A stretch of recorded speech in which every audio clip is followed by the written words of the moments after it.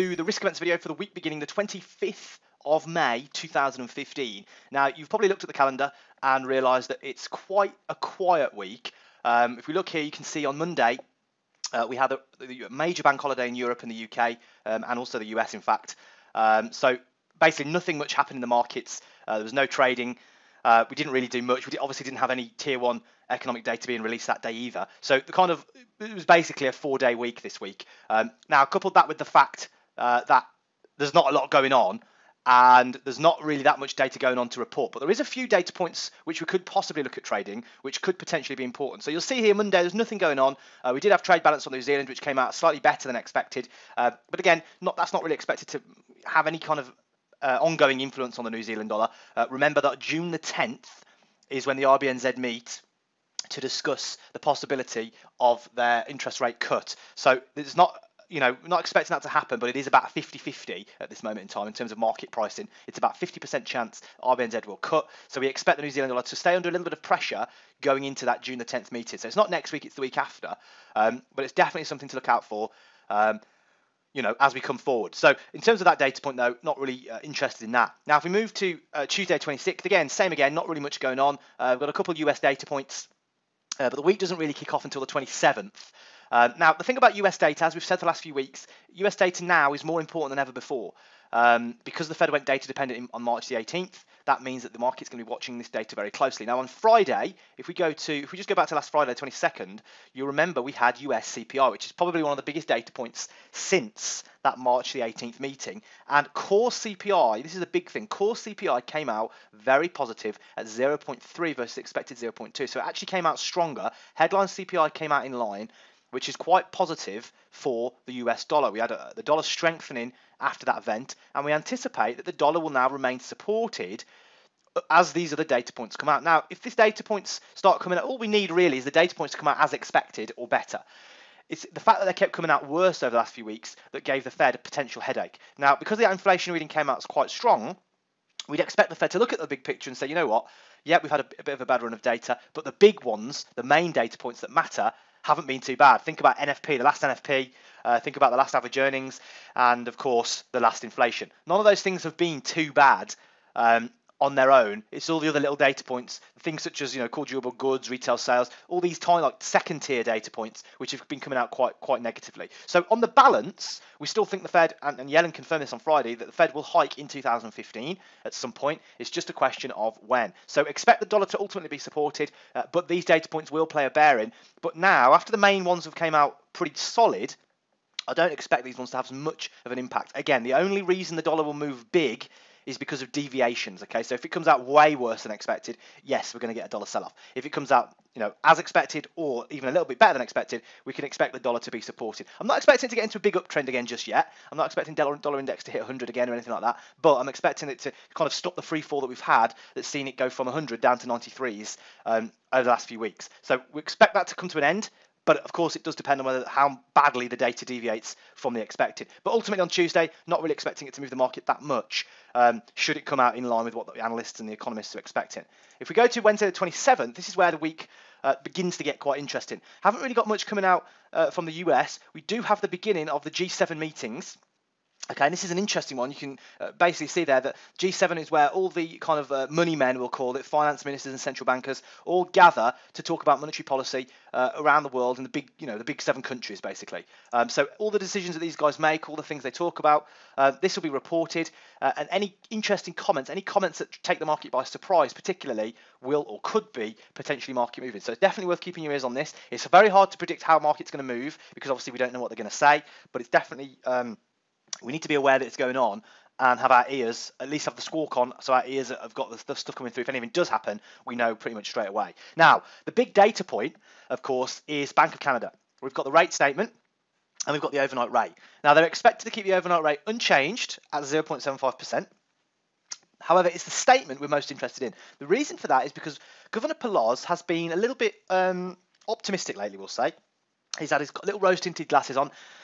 Bank of Canada are predicting that growth of the Canadian economy and recovery will kind of gather momentum in the second half of 2015. It's particularly interesting because most of the analysts and economists have completely the opposite view. A lot of the big banks are betting against the Canadian dollar over the next 6 months purely because they don't see how the Bank of Canada can be so positive about the outlook for Canadian economy. So you've got a real disagreement going on between the bank itself and the experts, so to speak. Now, normally, the bank and the experts kind of agree because they're looking at the same data, whereas in this instance, they're looking at the same data and there's a little bit of a disagreement. So we are still negative on Canadian dollar. I am of the same opinion at the moment as the economists. I don't see how the Canadian economy can recover as strongly as the Bank of Canada suggests. However, with that in mind, we expect this event to be, if they keep the same tone, we expect it to be a fairly positive event for Canadian dollar. Now, of course, the other thing about the Bank of Canada is they're not so hot on forward guidance. So what that means is there has a tendency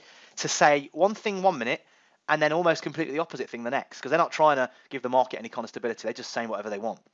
So what that means is you get different tones at different times. So Pilar's last week was quite positive and upbeat. In the rate statement, it's quite likely that they could say, they're concerned about the economy and they might have to cut rates again if they need to, something along those lines. If they say something like that, again, we could see weakness going through the Canadian dollar. So the Bank of Canada statements and speeches, they're very difficult to predict because the Bank of Canada don't tend to keep the same tone as a strict rule. They're not as cautious about impacting the markets with what they say as a bank like the Fed or the Bank of England, okay? So they're less concerned with forward guidance, which just makes it a little bit trickier to trade. But generally, lately, they've been quite upbeat. I don't expect them to turn this around completely, but there's always a chance they could say something, throw a curveball for the market and say something negative or dovish, we'll say, which could send the CAD falling again. So it's definitely one to keep an eye on. It's not one to trade into, but I'll definitely keep your eye on this rate statement from Canada, possibly trade out of it, depending on what they say, depending on what their attitude is towards interest rates, of course. If we move to Thursday, the 28th, we've got private capital expenditure, the CapEx figure from Australia.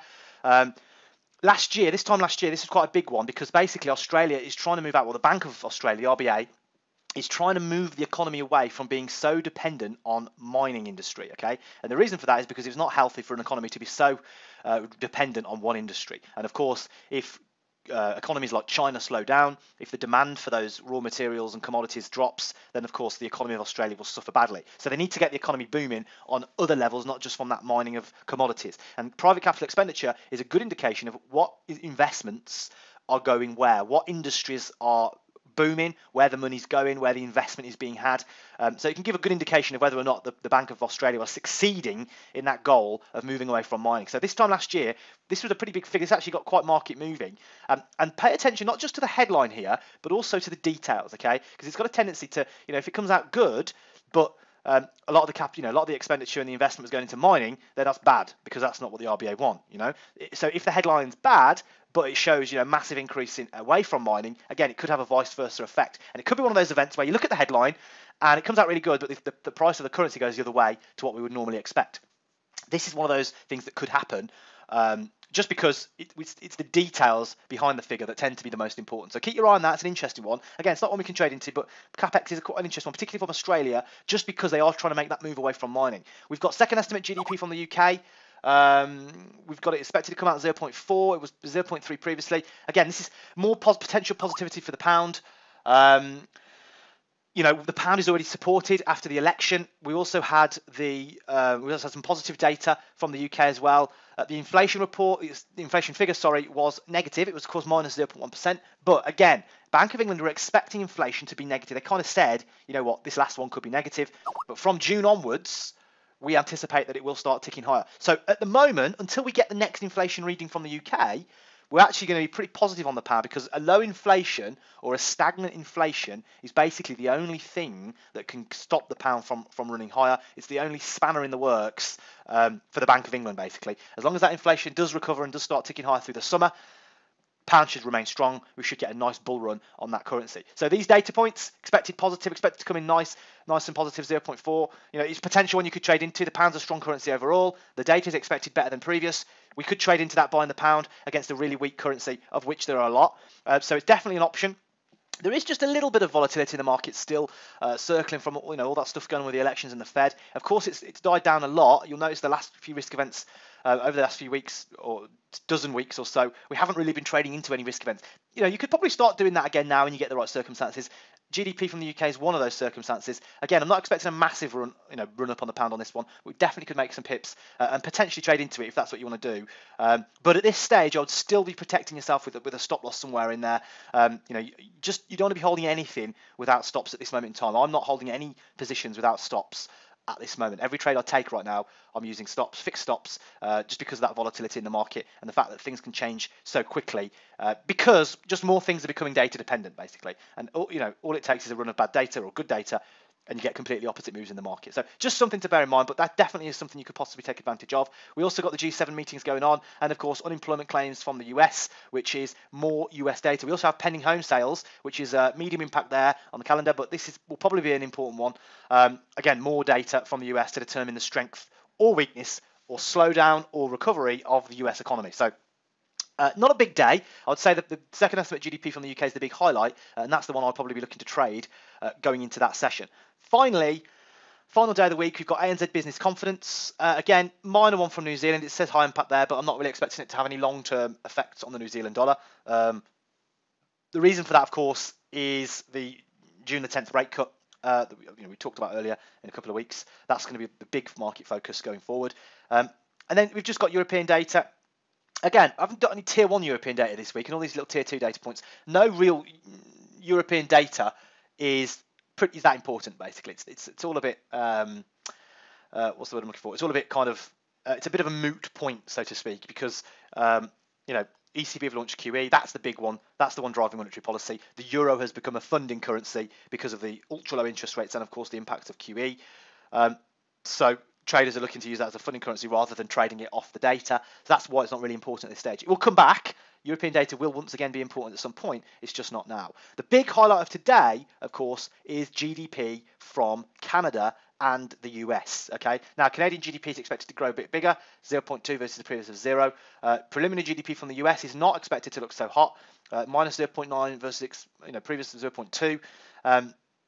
Obviously, growth that bad can't be sustained, but obviously we're coming out of the winter periods, the winter quarter or the first quarter, which of course is always a little bit slower than the rest of the year. So that will probably be attributed to, we had a recent run of bad data at the beginning part of 2015. It was, all attributed to the winter weather, etc. So expect this to be a little blip. We're not expecting this to have a big impact on the market, but the only thing I'd say is, just as ever with US data, if it comes out worse than expected, then it's the deviations, basically. If we get those big deviations to the downside, that's what could get the dollar selling off, and vice versa. If we get a nice big deviation to the upside, again, could get the markets confident and loving the dollar once again. So this week overall, very, very quiet, not much going on. Canadian data and the US GDP on Friday is a big one. We've also got the rate statement from Canada on Wednesday, and of course GDP from the UK in the middle of the week. So they're the handful of data points we have got to look forward to. If just looking here, we do have the CPI figures from Japan. These are going to be quite important, although the Bank of Japan has revised or extended its timeline for getting inflation up to where it needs to be. And also, we've had a few good readings, particularly GDP last week from Japan. So it's kind of taken the pressure off whether or not the Bank of Japan will add to their QE program. I still think they will, but I think maybe it could be a little bit more towards the end of the year now, based on the data that's come out and, of course, the words that the Bank of Japan have used and the tone they've taken. So just worth keeping an eye on. If inflation remains persistently low through the summer, that could put pressure on them. But for now, these readings are just kind of something to keep one eye on, as the next 3 to 6 months go by, and we can kind of make a decision from that. So overall, quiet week. A couple of things you could trade, but definitely definitely one of the least busiest weeks we've had for a while. So should see some interesting moves. We should see a little bit of the pound. I'm expecting the pound to remain supported, and it will be interesting to see which way the dollar starts going. Is the dollar going to resume its uptrend, or will this data remain? The second tier data points remain negative and overshadow the good things that we've had, particularly last week from inflation and NFP figures that come out? That's the interesting question we need to answer.